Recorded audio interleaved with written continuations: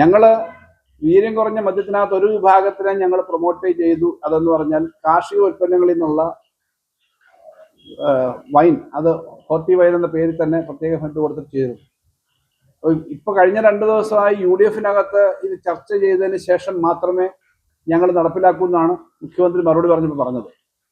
അങ്ങനെ മറുപടി പറയുന്നതിന് മുമ്പ് അദ്ദേഹം കുറെ കാര്യങ്ങൾ, തെറ്റായ പ്രസ്താവനകൾ, വസ്തുതയല്ലാത്ത കാര്യങ്ങൾ തന്റെ ആർഗ്യുമെന്റ് ശക്തിപ്പെടുത്താൻ വേണ്ടി പറയുകയും ചെയ്തു. അപ്പോൾ അതിന്റെ ഒക്കെ കാര്യങ്ങൾ അവിടെ നടക്കട്ടെ. പക്ഷെ അങ്ങനെ ചെയ്യുന്നൊരു ശീലമാണ്. അതിന്റെ കൂടെ അദ്ദേഹം പറഞ്ഞ കാര്യം, ഞാൻ ഈ വീര്യം കുറഞ്ഞ മദ്യത്തിന്റെ കാര്യത്തിൽ ഞങ്ങൾ UDF ചർച്ച ചെയ്തിട്ട് കോൺഗ്രസ് പാർട്ടി ചർച്ച ചെയ്തിട്ട് തീരുമാനം എടുക്കുമെന്നാണ് പറഞ്ഞത്.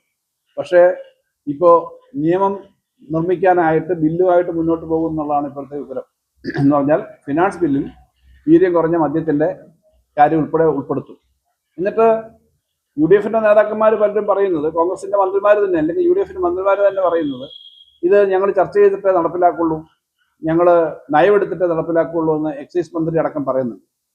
പക്ഷേ നിയമം പാസ്സാക്കി കഴിഞ്ഞാൽ, അസംബ്ലിയിൽ നിയമം പാസ്സാക്കി കഴിഞ്ഞാൽ, ബില്ല് പാസ്സാക്കി കഴിഞ്ഞാൽ ആ ബില്ല് ഗവർണറുടെ അസന്റിന് പോകും, അത് പബ്ലിക് ഡോക്യുമെന്റ് ആവും. പിന്നെ അതിനകത്ത് വലിയ സാങ്കേതിക കാര്യമൊന്നുമില്ല ഇത് നടപ്പിലാക്കുന്നതിന്, വിൽക്കുന്നതിന്.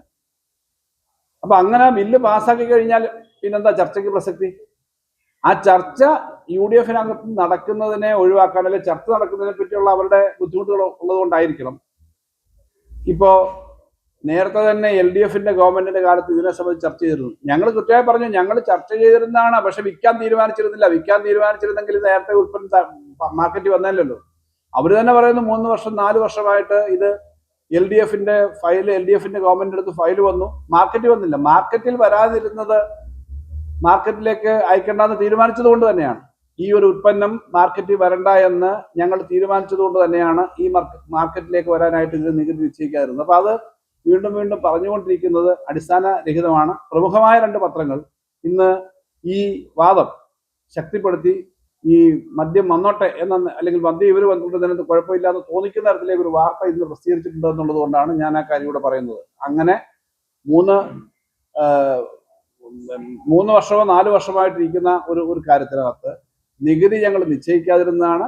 അത് ഞങ്ങൾ നികുതി നിശ്ചയിക്കുമോ എന്നുള്ള സംശയം നേരത്തെ തന്നെ അന്നത്തെ പ്രതിപക്ഷ നേതാവ്, ഇപ്പോഴത്തെ മുഖ്യമന്ത്രി ശ്രീ VD സതീശൻ പറഞ്ഞിരുന്നു.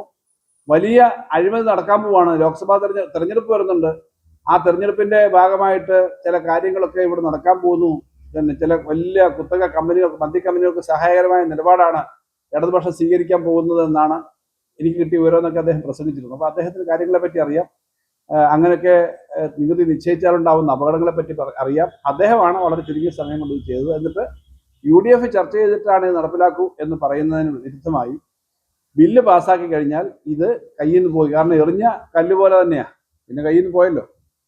എറിഞ്ഞ കല്ല് പോലെയാണ്. നിയമം പാസ്സാക്കി കഴിഞ്ഞാൽ എറിഞ്ഞ കല്ല് തിരിച്ചെടുക്കാൻ പറ്റുമോ? പറഞ്ഞ വാക്കും എറിഞ്ഞ കല്ലും എന്ന് പറയുന്നത് പോലെ നമ്മൾ പറഞ്ഞ വാക്കുകൾ, അദ്ദേഹം പറയുന്ന വാക്കുകൾ അന്തരീക്ഷത്തിൽ കിടപ്പുണ്ട്, തിരിച്ചെടുക്കാൻ പറ്റില്ല. പിന്നീട് എത്ര മാറ്റി പറഞ്ഞാലും പറ്റില്ല. അതുപോലെ തന്നെയാണ് ഈ നിയമം ഇപ്പോൾ പാസ്സാക്കി കഴിഞ്ഞാൽ ഉണ്ടാകുന്ന പ്രശ്നം. അങ്ങനെ നിയമമായിട്ട് പോവാണ്. എന്തായാലും ഇടതുപക്ഷ ജനാധിപത്യ മുന്നണിയുടെ സമയത്ത് ഇത്തരം ഒരു ഡെഫിനിഷൻ ക്ലോസ് വന്നു, മറ്റു കാര്യങ്ങൾ വന്നു. അതിൽ ഓപ്പറേറ്റിംഗ് പാർട്ടിലേക്ക് പോകണ്ട എന്ന് തീരുമാനിച്ചു. അതിൽ ഓപ്പറേറ്റിംഗ് പാർട്ട് എന്ന നിലയിലേക്ക് നികുതി നിശ്ചയിച്ച് ഗവൺമെന്റ് അംഗീകരിച്ചില്ല. അത് ഫിനാൻസിൽ നിന്ന് അല്ലെങ്കിൽ ടാക്സസിൽ നിന്ന് പുറത്തേക്ക് വന്നില്ല എന്നുള്ളത് എല്ലാവർക്കും അറിയാവുന്ന കാര്യമാണ്. ആ കാര്യം വീണ്ടും വീണ്ടും ഞാൻ ആവർത്തിച്ച് പറയുന്നത്, ഞങ്ങൾക്ക് അത് ഇറക്കുന്നത് വലിയൊരു നമ്പർ ആളുകൾ ഇതുവരെ ഇത് മദ്യമാണെന്ന് പറഞ്ഞൊരു സാധാരണ ഹാർഡായിട്ടുള്ള മദ്യം എന്ന് പൊതുവെ പറയുന്ന കാര്യങ്ങൾ ഉപയോഗിക്കാൻ മടിക്കുമെങ്കിൽ ഇത് കൂൾ ഡ്രിങ്ക്സ് പോലെ ഒരു സോഷ്യൽ ഡ്രിങ്കിങ്ങിലേക്ക് പോകുന്ന ഉൽപ്പന്നങ്ങളാണ്. അത് വന്നാൽ അപകടകരമായ ഒരു സ്ഥിതി ഉണ്ടാകും, അവർ ഉപയോഗിക്കും എന്നുള്ളത് കൊണ്ടാണ് ഞങ്ങളത് പറഞ്ഞത്. അത് മുന്നോട്ട് പോകരുതെന്നുള്ളതുകൊണ്ടാണ് ഈ വാർത്തകൾ, ഇന്നത്തെ പത്രത്തിൽ വന്ന വാർത്തകളിലൊക്കെ ഇതൊക്കെയാണ് കണ്ടില്ലേ. ഇതിനകത്തൊക്കെ പഴമല്ല, ആ മണമുള്ള സ്പിരിറ്റ് തന്നെ, പിന്നെ സ്പിരിറ്റ് കലക്കി വിൽക്കാനായിട്ടുള്ള വിൽക്കാനും ഇടത് സർക്കാരിന്റെ അനുമതി, ഇതൊക്കെ അടിസ്ഥാനരഹിതമായ കാര്യം. അങ്ങനെ അനുമതി ഉണ്ടെങ്കിൽ ഈ സാധനം വന്നേനല്ലോ. അപ്പൊ അങ്ങനെ വാർത്തകൾ കൊടുക്കുന്നത് തെറ്റായ ചില ഫീഡ്ബാക്ക് കിട്ടിയിട്ടായിരിക്കും. അത് ശ്രദ്ധിക്കേണ്ട കാര്യമാണെന്നുള്ളത് കൊണ്ടാണ്. ഇതിപ്പോ വാദി പ്രതിയായ സ്ഥിതിയിലാണ്. ഞങ്ങൾ ഈ കാര്യം പറഞ്ഞു, വിൽക്കാൻ പാടില്ല, ഇത് തെറ്റാണെന്ന് പറഞ്ഞപ്പോ അതിപ്പോ എടുത്തിട്ട് വാദി പ്രതിയായതുപോലെയാണ്. ഞങ്ങൾ പറഞ്ഞതാ ഇത് വരുന്നുണ്ട്, ഇത് അപകടമാണ് എന്ന് പറഞ്ഞപ്പോൾ അല്ല, ഇവരത് ഇങ്ങനെ തയ്യാറാക്കി വെച്ചേക്കുക എന്നുള്ള തരത്തിലേക്കുള്ള വാർത്തകൾ വരുന്നു എന്നുള്ളത് കൊണ്ടാണ് ആ കാര്യം പറഞ്ഞത്. ഇതിനെ ഉപോത്ബലവുമായി പല കാര്യങ്ങളും ഇതിനിടയ്ക്ക് സഭയിൽ ഉൾപ്പെടെ പറയാൻ ശ്രമിച്ചു. ഒരു കാര്യം, വലിയ പ്രമുഖമായ പത്രം തന്നെയാണ്, 100 കോടി രൂപയുടെ ബാറിലെ കച്ചവടം കുറഞ്ഞു കഴിഞ്ഞ വർഷം അവസാനം. അത് കൃത്യമായി കഴിഞ്ഞ ദിവസം ഞാൻ പറഞ്ഞിരുന്നത്. എന്നാൽ ഒന്നുകൂടെ അതിന്റെ ഡീറ്റെയിൽസ് എടുത്തപ്പോൾ നേരത്തെ കൺസ്യൂമർ ഫെഡ് വിൽക്കുന്ന മദ്യവും ബാറിൽ നിന്ന് വിൽക്കുന്ന മദ്യവും ഒറ്റ ഹെഡിലായിരുന്നു. കൺസ്യൂമർ ഫെഡിന് ഈ ബ്യൂറേഴ്സ് പോലെ ഔട്ട്ലെറ്റ് ഉള്ളൂ, കുറച്ചേ ഉള്ളൂ. കൺസ്യൂമർ ഫെഡിന്റെ അവിടുന്ന് ഔട്ട്ലെറ്റിൽ നിന്ന് വിൽക്കുന്ന മദ്യവും ബാറിന്റെ മദ്യവും ഒരൊറ്റ അക്കൗണ്ടിലാണ് വന്നുകൊണ്ടിരുന്നത്. ഇതിപ്പോൾ കൺസ്യൂമർ ഫെഡ് പ്രത്യേക ഹെഡായിട്ട് തന്നെ കൊടുക്കണം എന്നുള്ളതുകൊണ്ട് അത് മാറിയപ്പോഴാണ് ആ അക്കൗണ്ടിന്റെ കാര്യം വന്നത്. അപ്പോൾ ഇത് ഒരു ദിവസം കൊടുത്തുക, ഇതിങ്ങനെ മദ്യം കുറയുന്നു. മറ്റൊരു കാര്യം, കഴിഞ്ഞ ദിവസം ജനങ്ങളുടെ ഓർമ്മ ശക്തിയെ പരീക്ഷിക്കുന്ന തരത്തിലേക്ക് ഒരു സ്റ്റേറ്റ്മെന്റ് നടത്തി. പിണറായി വിജയൻ ഗവൺമെന്റ് വന്നപ്പോൾ എത്ര മദ്യഷാപ്പുകൾ ഉണ്ടായിരുന്നു, വിദേശ മദ്യ ബാറുകൾ ഉണ്ടായിരുന്നു? 29 ഉണ്ടായിരുന്നുള്ളൂ. ഇപ്പൊ എത്ര? 900 ആയില്ലേ അവസാനം? ഏകദേശം 900, 748 ബാറുകൾ ആ സമയത്ത് അടച്ചുപൂട്ടി. എന്തുകൊണ്ടാ? ഉമ്മൻചാണ്ടി സർക്കാർ അടച്ചുപൂട്ടി. എന്തുകൊണ്ടാണ്?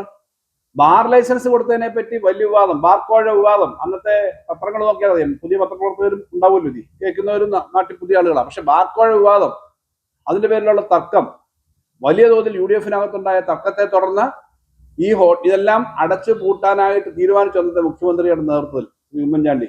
എന്നിട്ടോ ഈ സ്ഥലത്തിനെല്ലാം ബിയർ വൈൻ പാർലറായിട്ട് അനുവാദം കൊടുത്തു. ആ ഹോട്ടലുകളെല്ലാം അവിടെ ഉണ്ടായിരുന്നു. പിന്നീട് അവർ കോടതിയിൽ പോയി, കേസ് പോയി. തമ്മിൽ വന്ന് ഗവൺമെന്റിനെതിരെ ഉണ്ടായ കേസുകളും തർക്കങ്ങളും ബാർക്കോഴ വിവാദവും രണ്ടുമാണ് അതിന് അന്ന് നിരോധിക്കാൻ കാരണം. പിന്നീട് കോടതിയിൽ പോയി അതിന്റെ നിയമങ്ങൾ അനുസരിച്ചിട്ട് ആ ബാറുകൾ പ്രവർത്തനം തുടങ്ങിയതാണ് ഈ ബാറുകൾ വന്നേക്കുന്നത്. അപ്പൊ എന്തെങ്കിലും ഒരു കാര്യം ഒരു ചെറിയ സമയത്തേക്ക് മാത്രം പറയുന്നത് ഒന്ന്, മനസ്സിൽ വേറൊന്ന്. അത് ആത്മകഥം പറയുന്ന പോലുള്ള കാര്യങ്ങൾ പോലും പുറത്തു വരുവാണല്ലോ. ഇപ്പൊ നമ്മൾ പറയുന്നത് ഒരു കാര്യം, ഒരു സബ്മിഷൻ വന്നപ്പോൾ കഴിഞ്ഞ ദിവസം ഉണ്ടായ വിവാദം പോലെ പറയുന്നതൊന്നും മനസ്സിൽ വേറൊന്നും എന്ന നിലയിലേക്കല്ല. ഈ കാര്യങ്ങളൊക്കെ കേരളത്തിൽ ബാറുകളും മദ്യശാലകളും കൂടുതൽ കൊണ്ടുവരാനായിട്ട് എന്തെങ്കിലും പ്രത്യേകിച്ച് ശ്രമിച്ചോ ഇടതുപക്ഷം?